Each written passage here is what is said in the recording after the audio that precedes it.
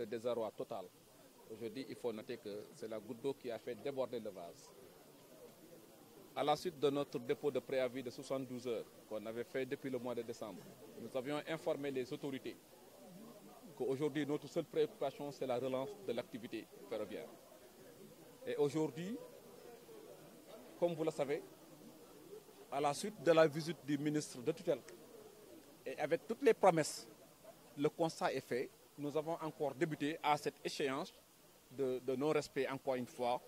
des promesses et comme encore de non-respect des promesses et engagements. Raison pour laquelle, compte tenu de ces difficultés que traverse le Dakar-Bamako ferroviaire depuis le début de la transition, et une transition qui a trop duré. Aujourd'hui, on est à 2 ans de la transition,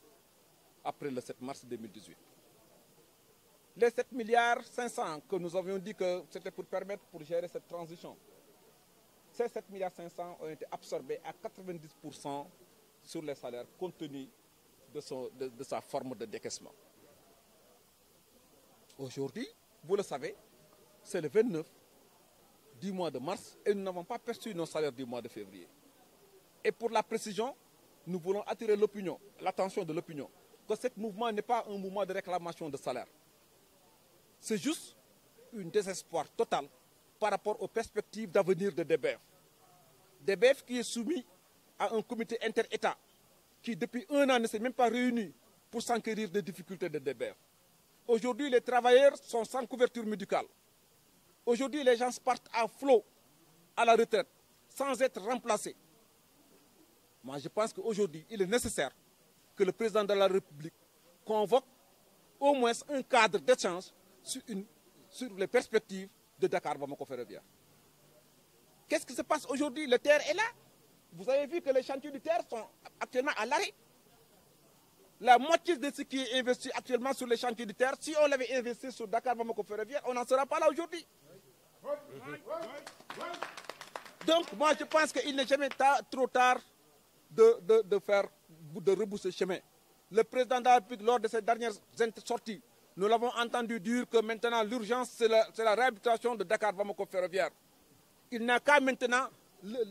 mettre en place le système parce qu'on ne peut plus attendre des promesses qui ne seront jamais tenues ou des engagements qui vont maintenant nous mener à l'arrêt. Aujourd'hui, on n'a qu'une seule machine qui fonctionne, la 2207. Il nous a quittés le 16 mars passé. Il est actuellement à Bamako, dans les emprises de Corofina, pour détresse. Mais il nous avait promis de régulariser le gap du mois de juillet 2017, qui fait que chaque fin de mois, on est payé sur découvert. Même s'ils ont reversé un chèque de 200 millions, ce 200 millions va servir à résorber le passif du mois de février, du mois de janvier. On sera sans salaire. On attend maintenant l'autorisation de la banque de business pour payer nos salaires du mois de février. Qu'est-ce que va devenir nos salaires du mois de mars? On est en train d'échanger sur les perspectives d'avenir de DBF. Où est la représentation du personnel? C'est comme s'il y a un complot ourdi derrière le personnel.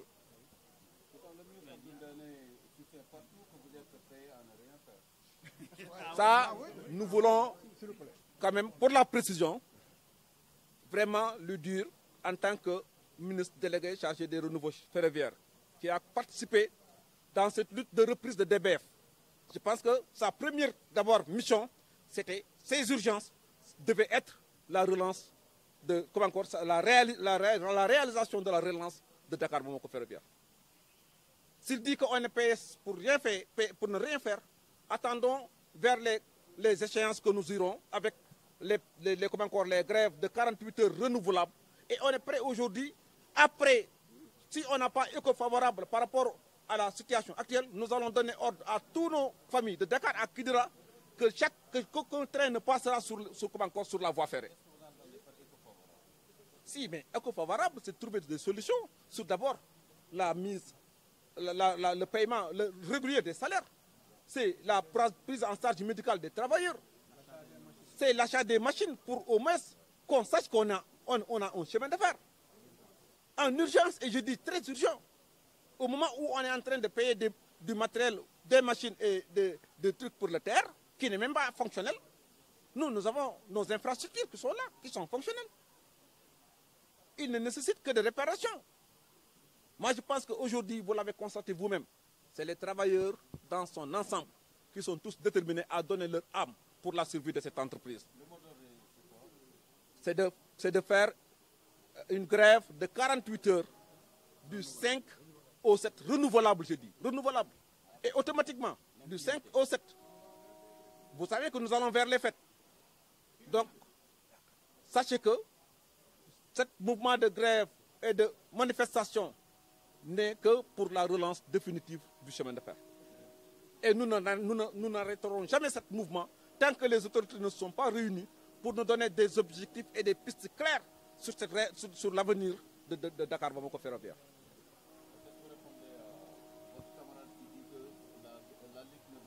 Et c'est là que nous voulons quand même lancer un appel à la population sénégalaise et particulièrement thiessoise, que ce mouvement n'est pas un mouvement des travailleurs cheminots, c'est un mouvement quand même patriote. Tout le monde sait l'importance socio-économique du chemin de fer. C'est la raison pour laquelle nous appelons la population à partir de mardi pour des sittings jusqu'au 5 pour le déclenchement de notre grève. Et nous irons vers les politiques, vers les chefs religieux, pour les impliquer dans ce mouvement-là. C'est un mouvement patriote et nous voulons que tous les Sénégalais y adhèrent. Monsieur Mambay, on a remarqué que sur le tronçon du terre, pratiquement ce sont les 10 rails là que le gouvernement récupère pour colmater le tronçon qui est pratiquement Kidira. Apparemment, il n'y a pas une vision politique. C'est un manque de vision totale. Ouais, mais est-ce que vous allez écouter les candidats qui vont vous offrir peut-être des programmes? Non, moi je pense que dans les candidats que nous sommes en train d'écouter, personne d'entre eux n'a décliné un programme cohérent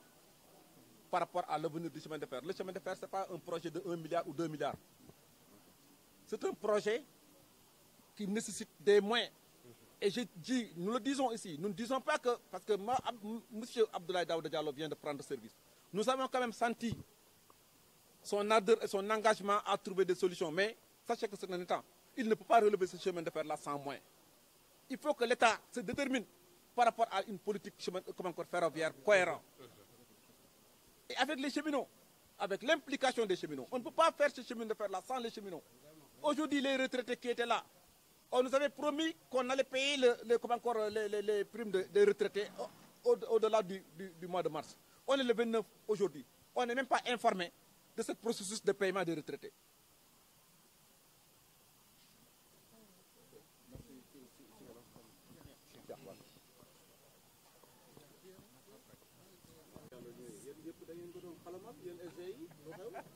non mosuñu ko xalamal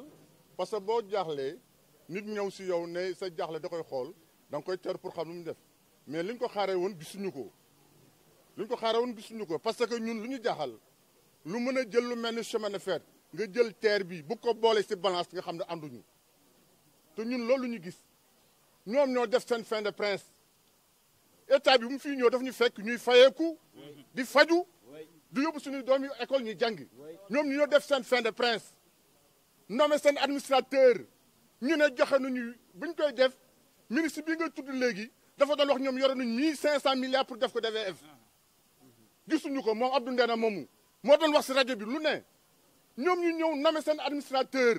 seen 7 milliards yooyu ñu doon wax ni ñu ko laaj seen administrateur li ñu ko jox mais joxuñu ko cheminots yi ñun gisuñu machine gisuñu leneen état bi moo def son fin de prince jële fi koo xam ne mi ngi fay mi ngi embauché ay nit mi ngi dawal saxaar bu dul woon dara ñun leen transition bi na ngeen si def ndànk ba président bi ñëwee fii 5 heures du matin xaar nañ ko ñu ne ko transition bi vraiment dañ ko ragal mu ne bu leen ko ragal dinaa ko jël en charge mais gisuñu ko ñaata ministre moo fi jaar bu mu ñëwee léegi ñaata ministre moo fi jaar di wax chemin de fer kuy jël lu mel ne terre bi 50 et quelques kilomètres di ko boole 600 quelques kilomètres intérieur kooku dafa am politique boobu jaaxal nañu ñu cheminots yi musuñu ko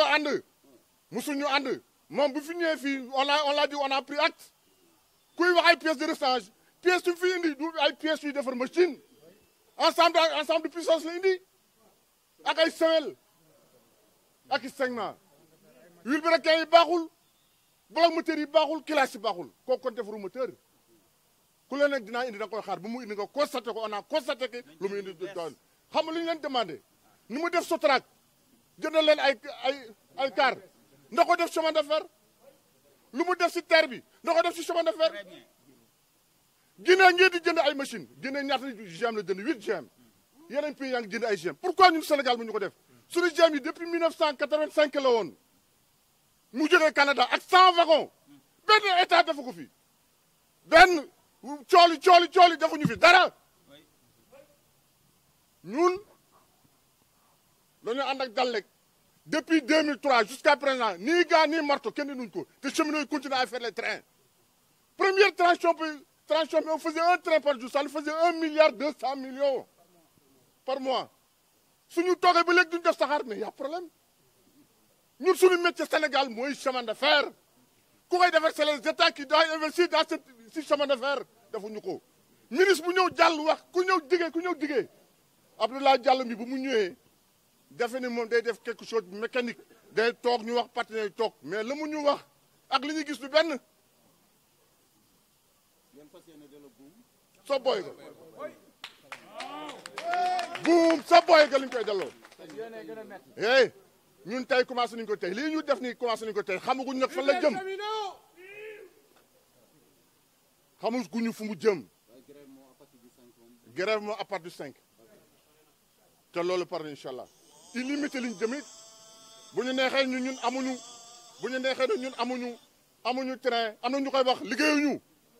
mais TER tey ñu fa ëpp cerveau yi c'est des cheminots retraités TER ñuy wax ñu fa ëpp c'est des cheminots retraités service bu dawee c'est les cheminots bu retraité xool leen saxaar yi daw yëpp c'est des gens cheminots te ancien cheminot bi leen ne wàcc leen saxaar yi dañuy wàcc saxaar yi waaw lu ne def nañ ko moo lay wan ne état bi dafa am leneen lu mu bëgg ci chemin de fer nañu ko wax bu leer ah bu ko saful ñeneen dina leen saf si moment bu ñu gréwee ñeneen dina leen saf ñeneen nañu fi di transporter ñeneen nañu fi def leneen te boo demee si dëkk Dakar Kidira oto yaa ngi daanu lépp ngi daanu chaque jour ñoom ñu ne accident yaa ngi chaque jour ñu ne paysage bi duñ koy def te chemin de fer boo musaan def suuf sax dañuy débarquer marché bi taxi la ñoom seen autoroute yi seen télé yi ñuy def gars yi suuf sax di yàq télé bi dañuy engrais saxaas bi bàyyi oto bi dem ñun chemin de fer daañu def loolu kon politique boobu tricherie boobu ñala si nekk premier ministre ngi nii di dem tey assemblée premier ministre déclaration yi musu wax yëpp chemin de fer musu wax chemin de fer lu leer musu ñu tegal plateau bu leer ci cheminots yi te chemin de fer am na plus de 100 ans tey am na ñu nekk si nguur gi seen bàyyi ay cheminots lu ñu woon lu ñu am ci chemin de fer lu ñu ko amee on avait 1200 kilomètres Sénégal mais amatuñu dara lu dul 600 kilomètres mënuñu ko defee ñu koy wecce 54 kilomètres Sénégalais nag dafa jot Sénégal yi jóg taxaw chemin de fer c'est pas pour les cheminots c'est l'ensemble du non grève moom ñun ak i façon Ibrahima Sarr fii passe anneau bi fii la cheminots yi dee woon 48 lu ne am na fi chemin de boobu temps boobu fëggan cloche bi y avait 3000 et quelques cheminots loolu yëpp ñu continue di xeex di nekk ay 1000 ay 800 di xeex ba léegi suñuy xeex ñun cheminots xam ni ñuy xeexee xam na façon bi ñuy def pour xeex ko te buñ koy def it duñ ko nekk fii naan fii la ñuy jaar fee la ñuy jaar li ñuy def ba xeex ko cheminots dinañ ko def passage à nouveau yaa ngi fi Tamba am na passage à nouveau Kidira am na lépp fu ne am na fa ay passage à nouveau façon lutte bi am nañ ko mën nañu ko def.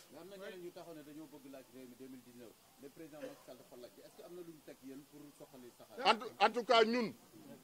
muy Samba muy Demba ñun chemin de fer lañu bëgg ku ko defar ñu ànd ak yow si ku koy defar ku ko defar ñu ànd ak yow chemin de fer